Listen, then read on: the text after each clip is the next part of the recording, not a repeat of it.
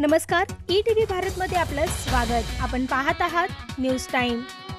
नाशिकमध्ये नितीन गडकरी यांचा काँग्रेसवर जोरदार हल्लाबोल। गडकरी यांनी काँग्रेसनं न केलेल्या कामांचा आणि मोदी सरकारनं मागील 10 वर्षात केलेल्या कामांचा लेखाजोखाच दाखवला वाचून। ठाकरे गटाचे खासदार संजय राऊत यांनी पंतप्रधान नरेंद्र मोदी यांची तुलना चक्क सापाशी केली। मोदी वारंवार दंश करणारे जहरी साप असल्याची राऊत यांची टीका। नरेश म्हस्के यांच्या प्रचारासाठी एकनाथ शिंदे अखेरपर्यंत मैदानात तर आदित्य ठाकरे ही कल्याण जिंकायला रस्त्यावर। बिचाऱ्यांसाठी आदित्य ठाकरेंनी मतदारांना घातलं साकडं। काँग्रेसला मत म्हणजे पाकिस्तानला मत, त्यामुळे काँग्रेसला पाडा।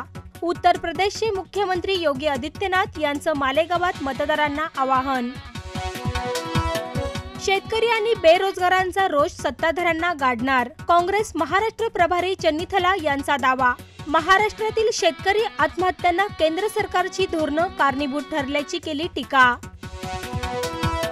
मुंबईत 400 इमारतींच्या गच्चीवर होर्डिंग, पालिकेनं 10 दिवसात स्ट्रक्चरल ऑडिट करण्याचे दिले आदेश। घाटकोपरचं होर्डिंग पडल्यानंतर पालिका लागली कामाला।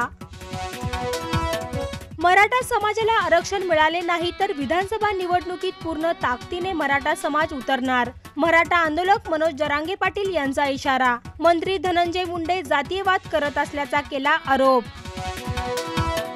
कान फिल्म फेस्टिवलमध्ये 1976 मध्ये गाजलेल्या मंथनच्या 4K आवृत्तीचं स्क्रीनिंग। यावेळी नसरुद्दीन शहा यांनी कथन केला चित्रपटाचा अनुभव।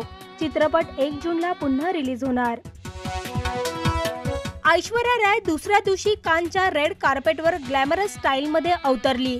ब्ल्यू अँड सिल्वर पोशाखात चमकत होती ऐश्वर्या। कियारा अडवाणीनं रेड सी फिल्म फाउंडेशनच्या वुमन इन सिनेमा गाला डिनरला लावली हजेरी।